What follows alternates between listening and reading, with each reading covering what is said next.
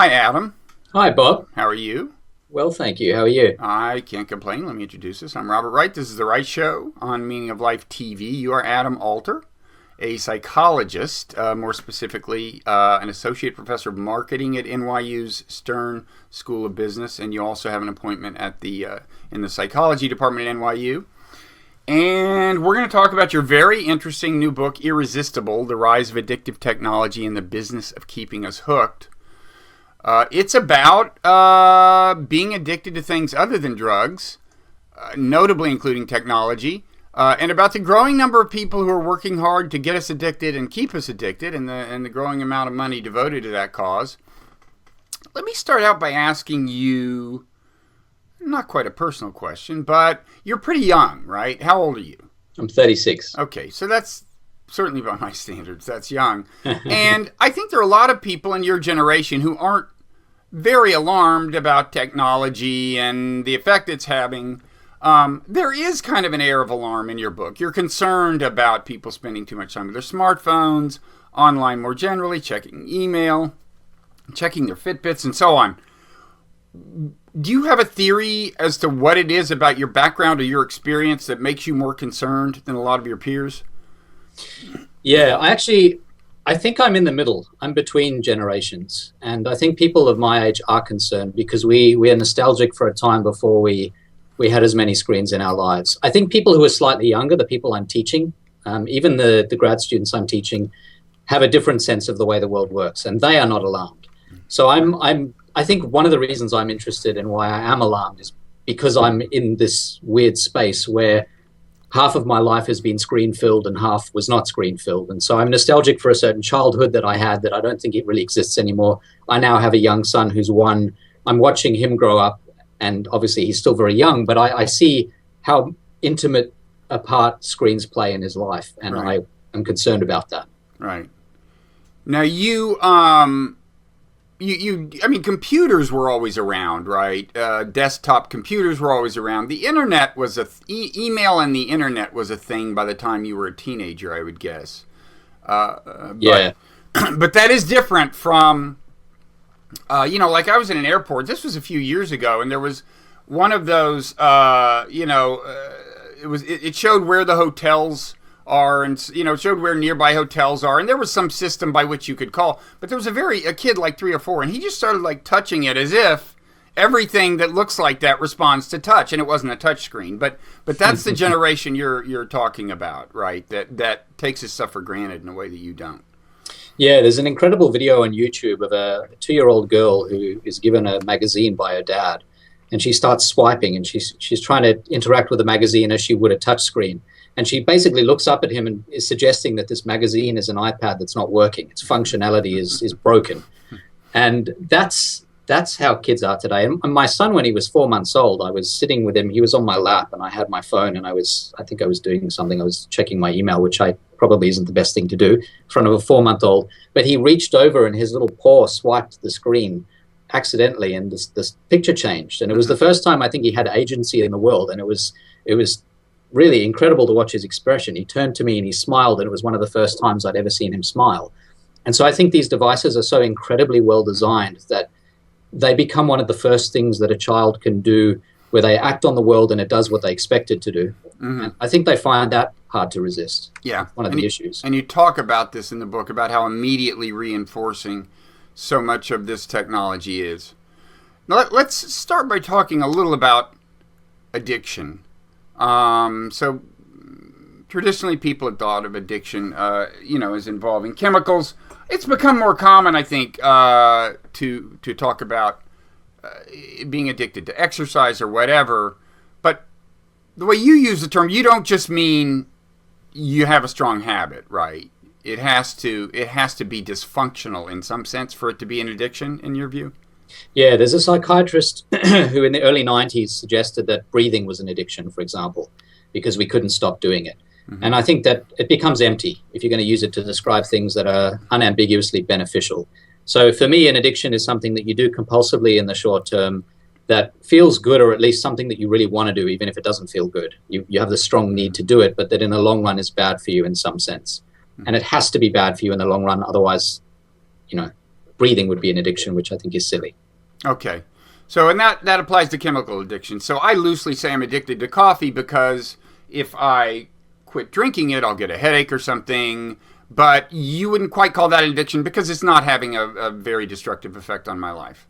Yeah, I think it needs to be doing something that is negative. It has to have some bad effect for it to be considered an addiction, according to the definition that I use in this book. Mm-hmm. Yeah, absolutely. Okay, and by the same token, people can do all of the things that you talk about in your book in principle without being addicted. They can even do them on a regular basis. That includes email, Facebook, whatever, right?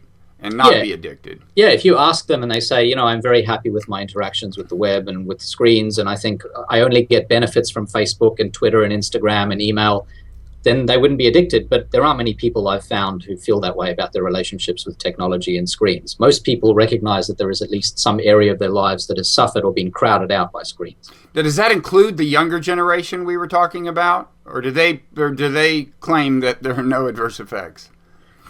They'll often claim there are no adverse effects, but I think evidence suggests that for many of them there are. They may just be hidden from them. They may not be apparent to them, but research shows that they actually do have negative effects. But a lot of it, I think, is subjective. For older people in particular, we can recognize the effects these screens are having on our lives. And what are the most commonly cited effects?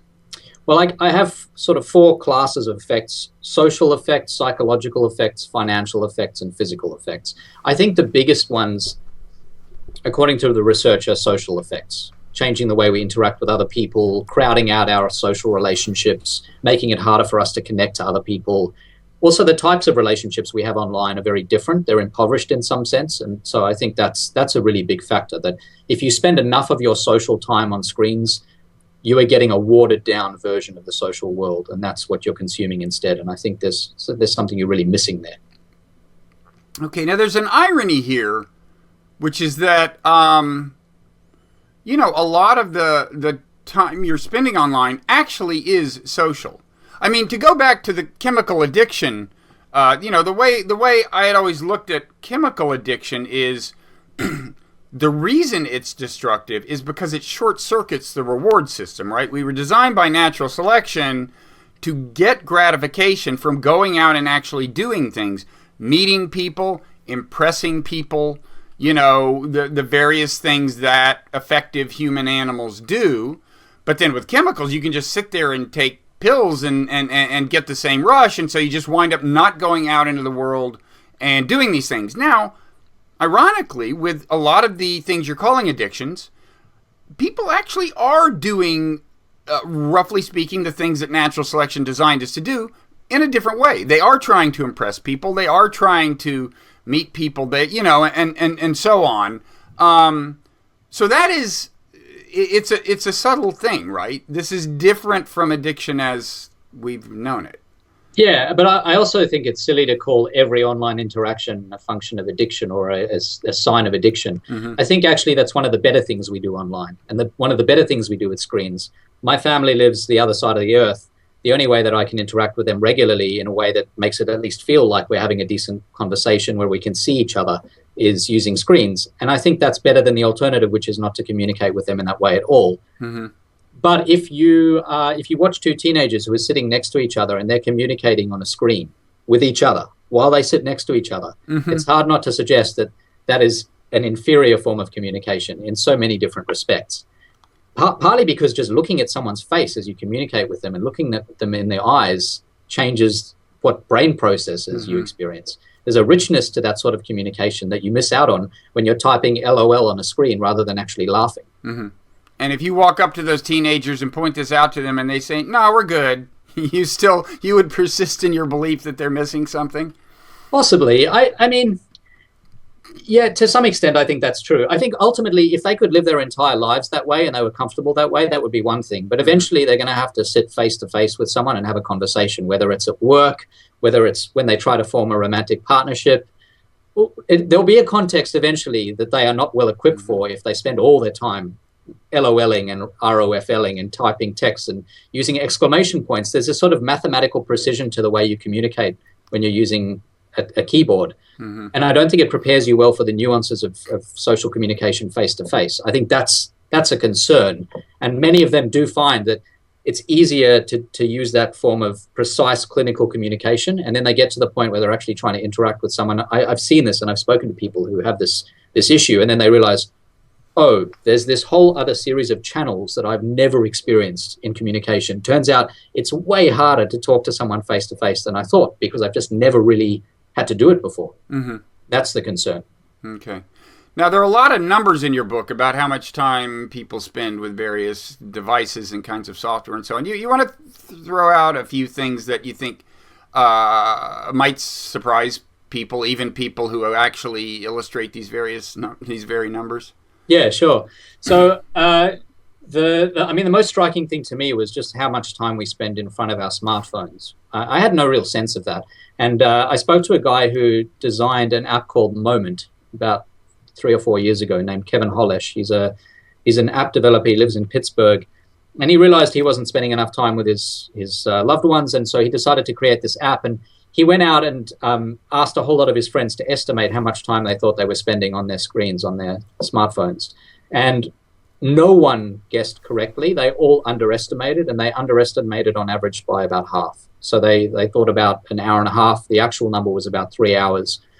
It's funny, when I first spoke to him, I spoke to him on the phone maybe 2 years ago, and I asked him what the average was across thousands and thousands of Moment users. And he told me 2 hours, 48 minutes, which seemed like a lot. And then I spoke to him last week, and I said, has that changed? He said, yes, it's now an hour longer. So just two years have passed. We're now looking at 3 hours and 42 minutes on average. Mm-hmm. And, 4 hours, let's say 4 hours, that's, in the context of 24 hours, is not much. But when you say there are 8 hours of sleep, 9 hours of work and commuting, 3 hours of survival activities like eating and bathing and looking after kids and things like that, a huge, huge, huge chunk of what's left, that personal space, is being eaten up by screens. There's not a lot of time that's left over for face-to-face communication, hobbies, exercise, all the other things that we think of as important for us. So I think that to me was staggering, 3 hours and 42 minutes as an average. What's interesting as well is that younger people use their screens a lot more. And I teach high school students in the summer, and I always get them to download Moment the first day of class, and then we look at the numbers at the end. They routinely will go between 6 and 10 hours a day on their screens. Oh. I don't even know how they're awake long enough to both be in class and use their screens, which leads me to conclude that they're doing it in class. Yeah, right. Even though I don't notice it, but they're so skilled at doing it, I think they're using the screens in class. Yeah, this is actually just kind of a tangent, but what's your policy as a professor? When I've taught a few times at the college level, and I've said, certainly in seminars, I've said, I do not want anybody being online during this class. Do you have a policy on that? Yeah, same. And Stern, NYU's business school, has exactly the same policy. It's a blanket policy, which makes my life easier. So we hand out basic notes, and the students can scroll if they want on top of the notes. But I don't think any student in any of my classes needs to write anything to get the learning they need. They don't need to write. They don't need to type. And so it makes it easy for them. I see. They don't need to take notes? Your lectures are so memorable? That's one interpretation, I guess. No, the notes I give them, I just think are comprehensive enough. Oh, I see. You give them, yeah. I give them enough notes, and unfortunately print enough notes, and they have to print them then, so that's not great. But what I want is for them to sit and look at me face-to-face for the hour and a half. I think it's more engaging that way, and it all runs on discussion. So the more time they spend writing or typing, if they were to do that, the less engaging the class would be. Mm-hmm. Okay. Now, are there, what warning signs would you ask people to look for? And are some of them like emotional, like in other words, the way they feel at particular moments? I mean, not more subtle than sheerly quantitative indices? I think most of them are qualitative. I think one of the things that starts to happen is you get feedback from other people, and they will tell you how they feel. That certainly has happened to me at times when I've been with people and I've been on my devices, and they're telling me that it feels like I'm not really there. That's a good basic first sign. If people when feel you're not really absent, there, yeah, that's you're not really there. That's a pretty good early sign. I think one of the others, I really like this idea. It's known as the Tetris effect, and it first started when people played a lot of Tetris, where they would both dream at night and daydream during the day of the Tetris pieces falling in their minds. They'd start to see hallucinations of Tetris pieces twisting and turning, and they'd start to imagine, in Tetris, you're trying to get the long piece to fill 4 rows at once. That's how you get the most points. That's the sort of holy grail in the game. And they would imagine this happening over and over in their heads. And now it's happening with Candy Crush and Angry Birds and Farmville and all the other games people play. I think when you start to imagine and daydream and think about the screen experiences you've had when you're not having them, that's a pretty good warning sign as well. And it happens to a lot of people, not just with games, but if I don't check my email, that'll happen to me eventually. If I'm on a flight, I can't be on a long flight, anything longer than about 3 hours, without eventually starting to think about my email. That's my poison, email. I kind of like the feeling that I can't have access to the internet. I was kind of disappointed when they started offering Wi-Fi on trains and planes. Yeah. I love it. I think it's great. I mean, that's the thing that what happens to most people, it's a lot like drug addiction, that if you say to them, all right, for the next hour, you absolutely can't use your phone, they go into withdrawal briefly. And because it's behavioral addiction, it takes less time to get over that withdrawal process. But once you get past that, you actually feel really good. Life seems a little bit more interesting and colorful in general. And so I think it gives you time to notice things that you don't otherwise notice. And it's pretty good for most people. Yeah. I mean, I notice myself becoming more and more like a teenager. This is the only respect in which I'm becoming more and more like a teenager. It's just more and more without thinking about it, pulling out the smartphone. When I have like 7 seconds to kill, pulling out the smartphone, opening the Twitter app or something. And when you notice it is when it turns out it's not in your pocket. And then you get this actual feeling, this painful feeling of like loss, and longing. Yeah, absolutely. I mean, I think one thing that's happened is our threshold for boredom has declined dramatically. I think it's shrunk so that we are now bored within seconds. So you'll see people get into an elevator and they know they're going to be in the elevator for a total of, say, 15 seconds. And almost everyone in that elevator will pull out their phones.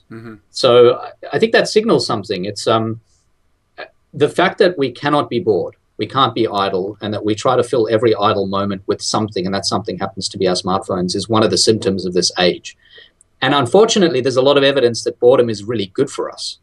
And it's where creativity comes from. It's seen as a sort of cognitive roadblock that pushes you beyond the regular track that you take. When you're bored, that's when your mind wanders, when you seem to stumble on new and interesting ideas. So if we rob ourselves of the ability to be bored, we rob ourselves of a measure of inventiveness and creativity. Now, on like things like Facebook and Twitter, as you note, the kind of key to addiction is the little pellet of reinforcement in the form of a like or a retweet, right? This is what keeps you coming back. Yeah, it's a really big part of it. I think it's the biggest element, is that unpredictable reward that you get from social interaction online. It's a huge part of it. It's not the only thing. There are other ingredients that you can bake in, and the producers of these forms of tech know that, but the biggest thing that they rely on is this unpredictability in response. So paradoxically, if you guaranteed people a reward, if you guaranteed them 100 likes every time they posted something on Twitter, they would obviously stop caring about it. And we have that intuition that even a reward that's positive that we find appealing, when it's guaranteed, becomes way less interesting. So it's that unpredictability. Okay. And there's like an emotional, I mean, do you have the feeling like do you tweet? Are you on Twitter? Yeah.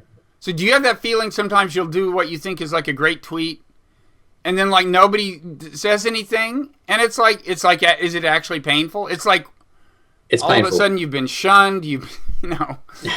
It's painful. In fact, the part of the brain that responds to physical pain also responds to the social pain of being ignored or ostracized or having a tweet unreplied to. And we do feel something pretty strong when that happens. I always sort of assume Twitter's broken for me when that happens. I find that you have higher self-esteem than I do. I assume that I'll never work in this town again.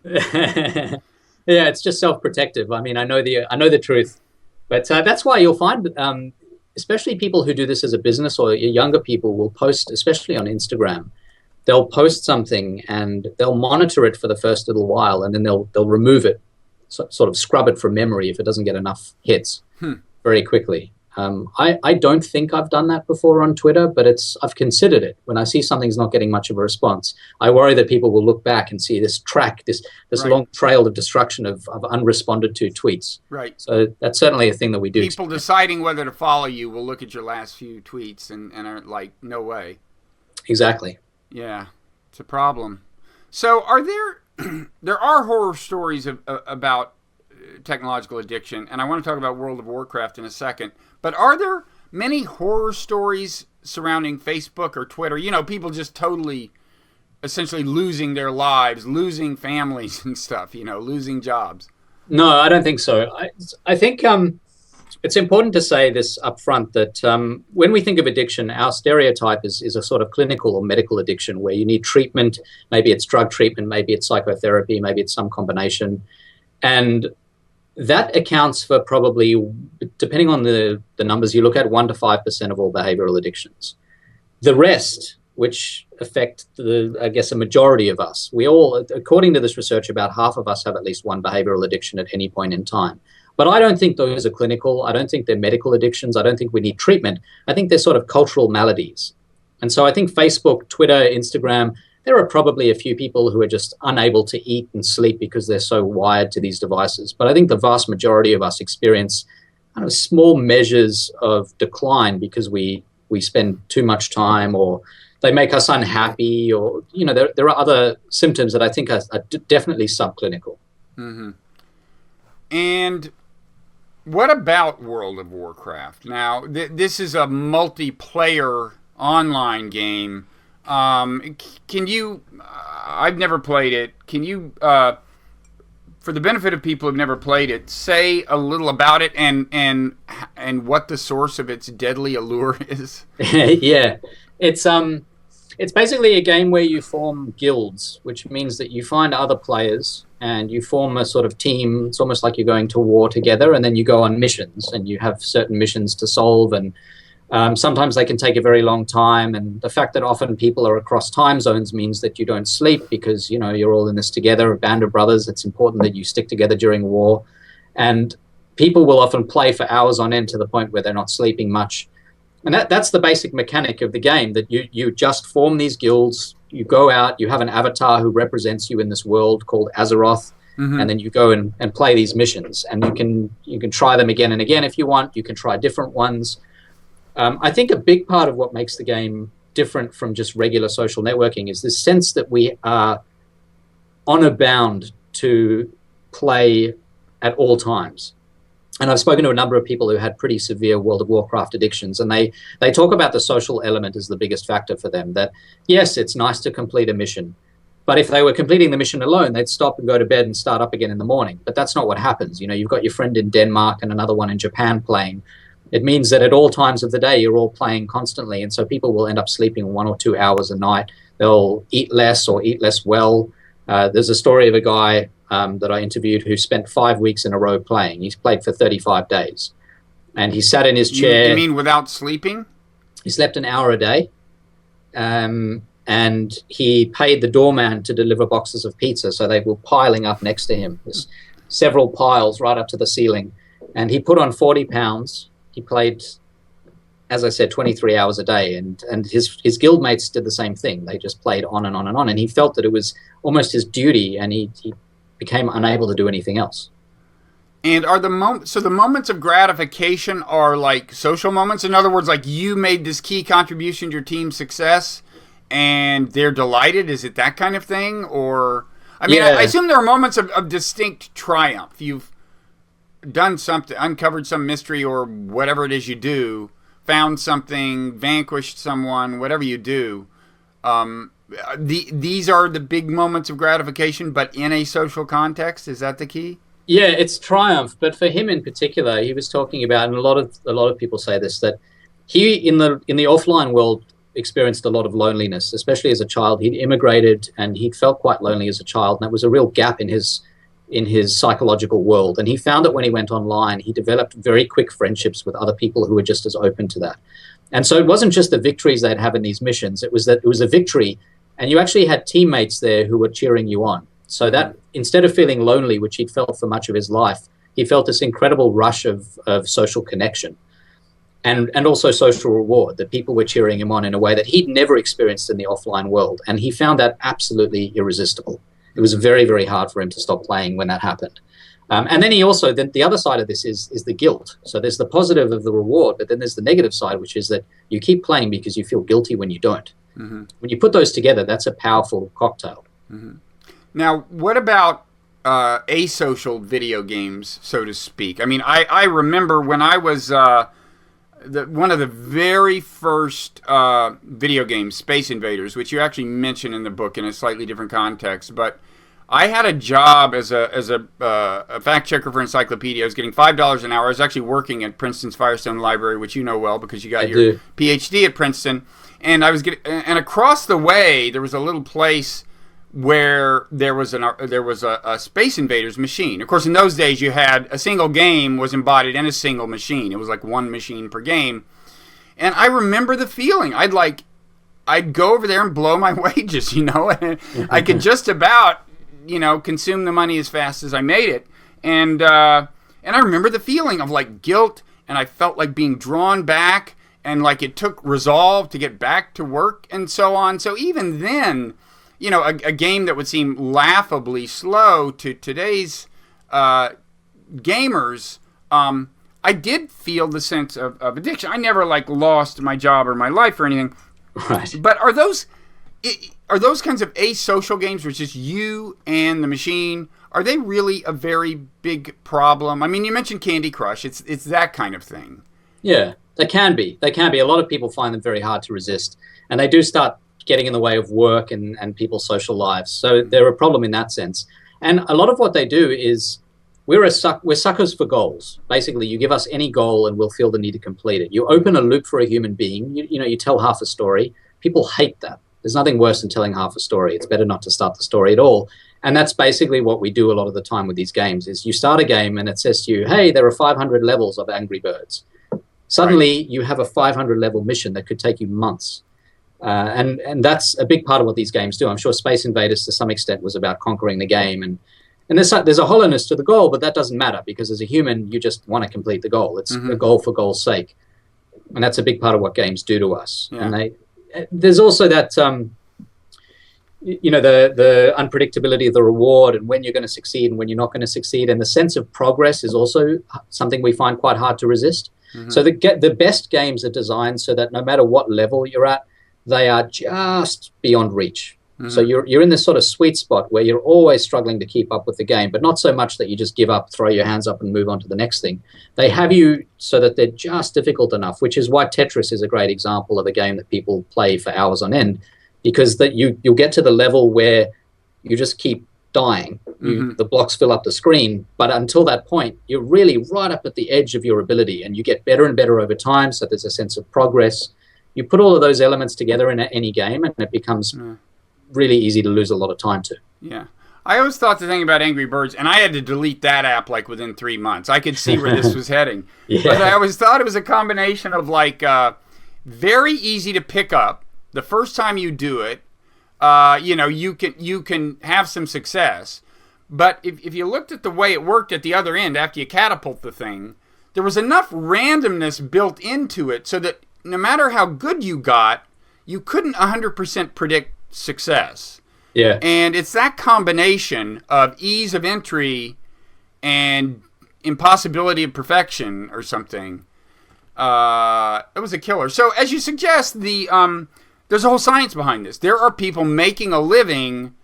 I guess some of them may be poring over psychology textbooks, but they are in any event conversant in this business of positive and negative reinforcement and so on, and they design these games, and it's kind of an arms race. I mean, they get better and better at addicting us. Now, what are some other realms of life in which the same game is kind of being played? I mean, people are figuring out how to push our buttons.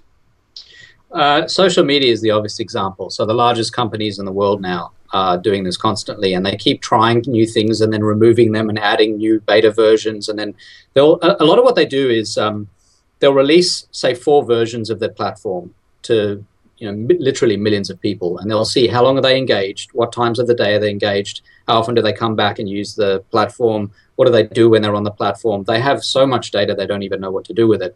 They'll crunch numbers and they'll come out with the idea that, hey, that version A was better than B, C, and D. Let's now just stick with version A. Now let's try 4 subversions of version A. And they repeat this process. So basically the experience you have is evolving across time. By the time you hit the 20th version, the 20th iteration, it's evolved so much. It's this sort of weaponized version of what you started out with. And that's true of the version of Facebook that we use today. It's very different from the static version that was released to Harvard students in 2004 and to Princeton students in 2005, which is when I started using it. So that's a huge part of pretty much every online experience we have when a large company is behind the production of that experience. So you're talking about, in the case of Facebook, you're talking about the algorithm that governs your news feed. It's partly the algorithm that governs your news feed. I mean, the biggest thing that Facebook did, the smartest thing they ever did, was include a like button, because that didn't just give you feedback for your posts, but it gave you social feedback, which to humans is catnip. I mean, it's the most interesting form of feedback there is to know whether other people think that something you've just posted is good or bad, or that they're interested or they're not interested. So allowing people to interact with each other is huge. It's also the reason why Instagram succeeded, where Hipstamatic, which was around about 10 months earlier and was very successful briefly, is no longer around. It's not really around much at all. Yeah, that's an interesting story in your book. I mean, most people don't know that there was an earlier that Instagram was actually modeled after this thing that ultimately fell by the wayside. I guess it's gone. Hipstamatic is gone. I think it may exist, but I just, you don't hear of people using it. Its peak user count was something like 3 million, and I think Instagram's up to about 500 million now or more. It's probably more. Every time I check the stats, it's more. So it's probably now 600 million. I don't even know. But orders of magnitude greater. Right. So it provided the kinds of effects on photos that Instagram became famous for, but it wasn't fundamentally social. Yeah, that's exactly right. So Hipstamatic came out, and the people who created it were sort of photo purists. They wanted to make the best photo app that was out there, and they did a great job. There was a journalist who won an award for having taken a photo using Hipstamatic. He won some big New York Times award. So there were people winning awards on the basis of the photos they'd taken. And Hipstamatic was very successful. It was voted Apple's App of the Year in 2010. And they decided not to create a native social network built into Hipstamatic, whereas Instagram came along 10 months later, and they were very clear very early on that Hipstamatic would fall away and that Instagram would dominate because it had an inbuilt social network, a native social network, so you couldn't take photos without also posting them. It was part of the process. And that's a renewable resource. Human feedback is a renewable resource, and that's why today, still, 7 years later, 6.5 years later, we're still just as interested, if not more so, in Instagram as we were 6 years ago. No one really pays much attention to Hipstamatic. Now, the algorithms that govern the content fed to you sometimes seem to me pretty crude. Like, Twitter is much less algorithm driven than Facebook. I mean, you can't, you can just get kind of a plain vanilla. I mean, you can do that in both cases maybe, but the kind of default Twitter feed had long been one that wasn't very juiced up. And then they started doing this like in case you missed it thing or whatever. Right. And like that thing, it seems to me like they somehow got the idea that there's only 3 people out of the 500 I follow that I'm interested in, right? I mean, I mean, it just seems like a very small group of people that keep showing up there. And I had a similar experience with Pandora. It's like, with Pandora, when a song plays, you can do the thumbs up to say, I like the song. And what I wanted to do is like find more songs like that. Yeah. But like, with Pandora, it's like what that means is that 3 songs later, it will play the very same song. I mean, seriously, we shouldn't get off on Pandora here, but it doesn't seem like a very exploratory algorithm, but they must have the data, right? It must be the case that this is at some level what we want. This is what will keep us coming back. It may be what we want. It's certainly better than not having an algorithm at all, I would imagine. But it may not be optimized. From our point of view or from theirs? No, from their perspective. Right. I mean, if you keep playing something that I know you've liked once, it's better than just randomly choosing songs, I would imagine. Eventually, you might hit a wall or a ceiling, and then you decide you hate the platform and hate the song, which will happen more quickly for some songs than others. But, I don't think all of the algorithms are optimized, whatever optimized means. I think a lot of them can be improved, especially the ones that are crude. And so that's part of what these companies are doing constantly is working on those algorithms, trying to improve them, trying to tweak them to make them more powerful. Mm-hmm. And some are actually totally opaque, I think. I find Facebook sometimes a little bit mystifying. I think it's complex enough that although there's the echo chamber, we all know we're being fed something that's vaguely like what we've generally been interested in the past. I agree with you about Twitter. I can tell you exactly why I'm being shown those same 3 people. They're the ones that I interact with the most. I like more of their posts. I retweet them. I tweet at them. And so I imagine it's fairly basic. Maybe people at Twitter disagree. Maybe it is more complicated than that. But it does feel very transparent. Whereas Facebook, I have basically no idea what's going on. Yeah. I'd like to know. I would like there to be like a law that the algorithms have to be transparent. Yeah, I don't know what that would do. It'd be interesting to know from a curiosity perspective, but I don't know if it would change how people behave, but it would be nice to know. No, but one reason I think we almost have a right is that, much has been written about the role of social media in kind of magnifying political polarization and abetting the spread of fake news and so on. And I think a lot of the that probably lies in the algorithm. If you're going to, look, any algorithm that wants to give you the kind of thing that's gotten you to retweet, to share, to like, is just playing on your emotions, right? It's giving you things that get a strong emotional response, and often that's like anger. When people like and like fake news. It spreads because that's what I thought about these jerks, the people I oppose, and so you share it without thinking about it. So it's ultimately kind of algorithm. They don't have to show us that kind of stuff. Yeah, it'd just be nice to know what exactly is governing us here. Yeah, it'd be interesting. Imagine you could click a button on Facebook that allowed you to have a sort of a reconsideration newsfeed where everything you believe, they give you 2 articles. Here's one thing that you believe, and here's a thing that maybe you don't believe. But here's what the other people on Facebook are seeing. Something like that would be nice to see. Mm-hmm. It'd be interesting at least. Yeah. And obviously that doesn't work business-wise. That's not how you maximize time spent on Facebook, I imagine. Otherwise they'd be doing it.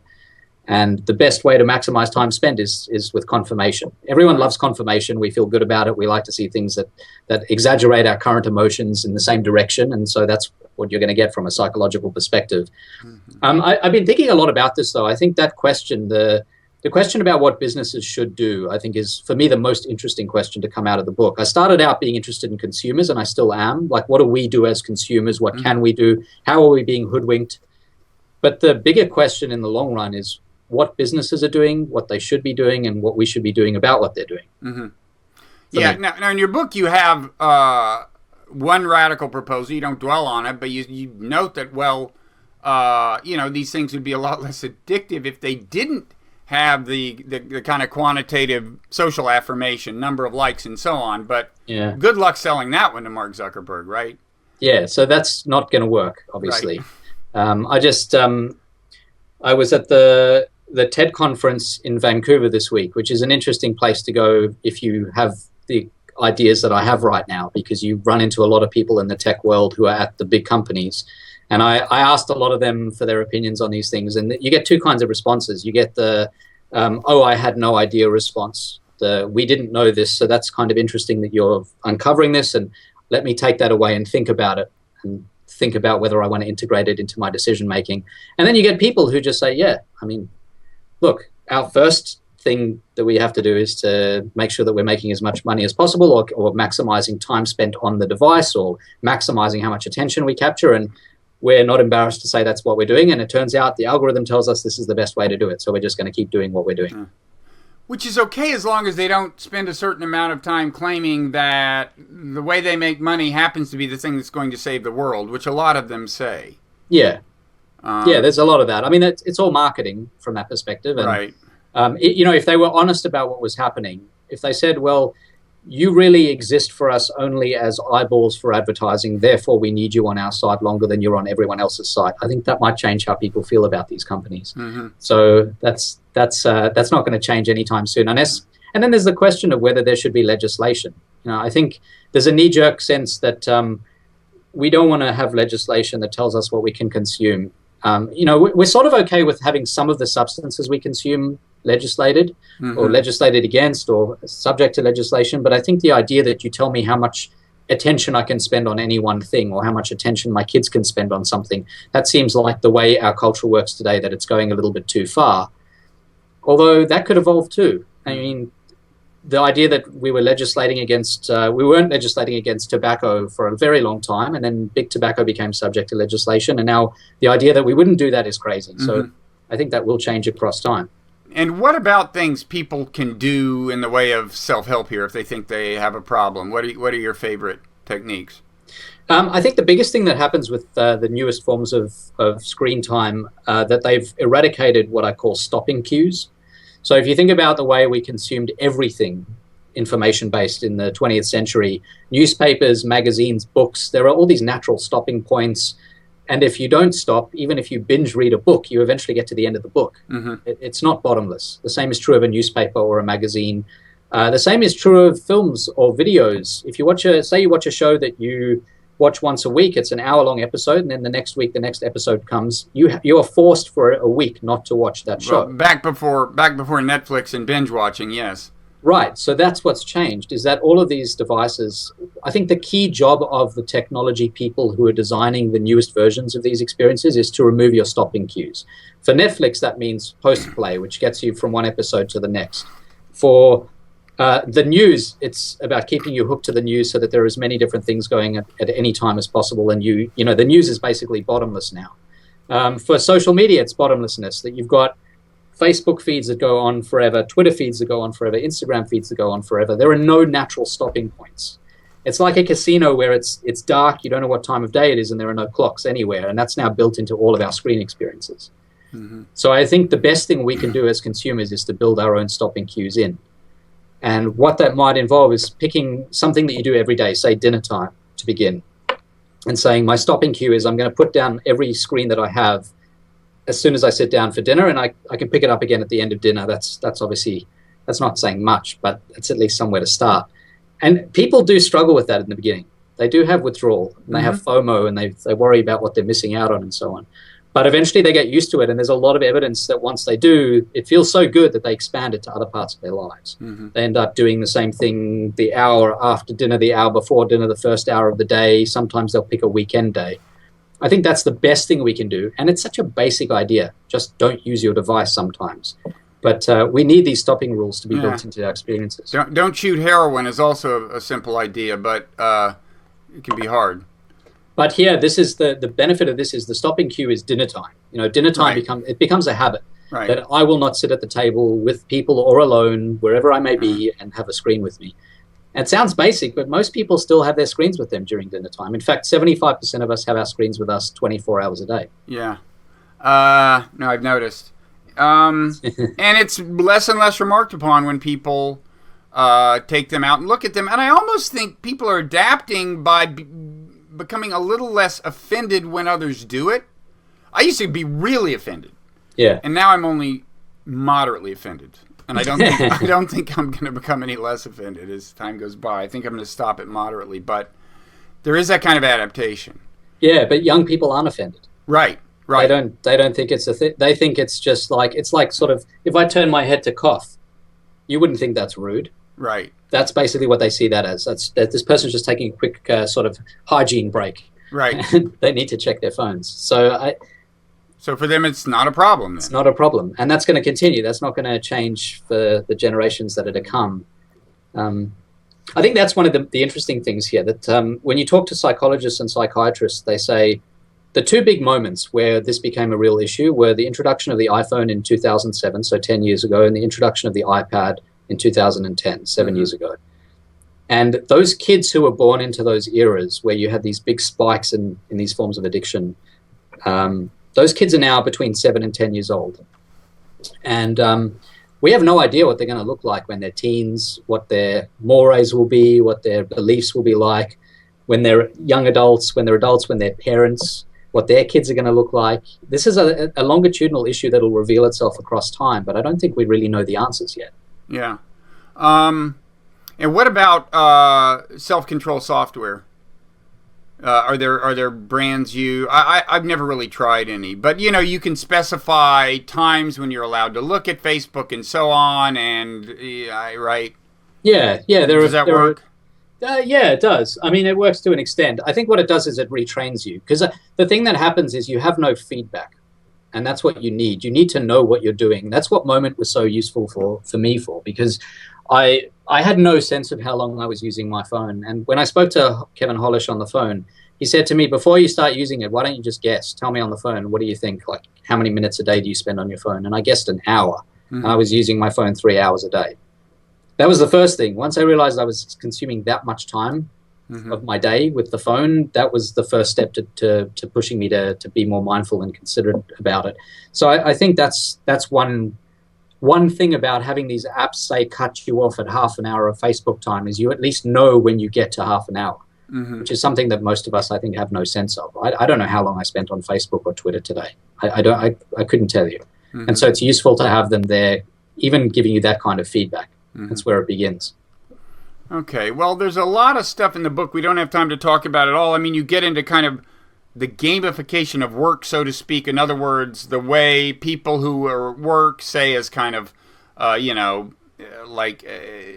phone, like people who answer the phone and do sales or whatever, increasingly are kind of like given, essentially pellets of reward based on, very finely evaluated kind of performance and so on. But one thing I think we do have time to talk about quickly is just the whole Fitbit thing, the whole self-monitoring thing. That's different. We've been talking about a lot of things which are at least social in some sense, but self-monitoring it does not. I don't want to use the word narcissistic, but it's not a social, and usually the default mode is not a social mode.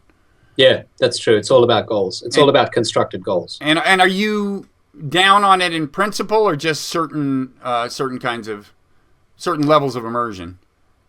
I mean, I'm very up on it if it gets people who aren't exercising at all to get off the couch. I just think it's very, very easy for it to be abused and for it to go too far. So when you talk to exercise addiction experts, and there are actually people who now have specialties who treat people for exercise addiction, and a lot of it's driven by Fitbits and other devices like that. They say that basically what happens is you give up all your internal cues to the device. Mm-hmm. And what you're supposed to do when you exercise, as you're supposed to do with pretty much anything, if it's working properly, is you consult your own body or your own head or your brain, and you get a sense of where you are on this thing. So what you should do is you should say, I should walk for maybe half an hour a day, and if I get tired, I should stop. But what these devices do is they tell you, actually, you need to keep walking for another 45 minutes because your watch tells you to do that.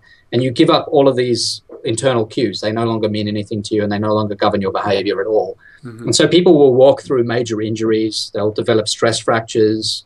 It ends up being unhealthy. And also they develop eating disorders. There's apparently a big twinning of eating disorders and exercise-related addictions and disorders. So that's all on the back of these devices. Okay. And they lead to escalation as well, very naturally. So the day you get the device, 10,000 steps seems to be the default. Mm-hmm. 10,000 steps is quite a lot of steps. But people will then go to 12,000 and 14 and 16, and it goes from there. And eventually, you only have 24 hours a day. So you can only walk so far. Mm-hmm. But it does seem to escalate. Well, okay, so we urge caution in all these realms. And I urge everybody to read your book. It's very interesting. Irresistible. The Rise of Addictive Technology and the Business of Keeping Us Hooked. I would hold up the book, but I've actually been listening to it, if you'll forgive me for this, on a smartphone. So all I can do is show people like that. That is what the cover looks like. If you have one right by, you can feel free to hold it up. But I do, actually. You do? Okay, well, let's. It looks the same. Isn't that surprising? Yeah. So there you go. Well, thank you. Thanks so much, Adam. And I'll let you get back to something other than Facebook, Twitter, and Fitbit, presumably. Yeah, email. Oh, much better. Yeah. Okay. Thanks a lot. Thank you. Bye-bye.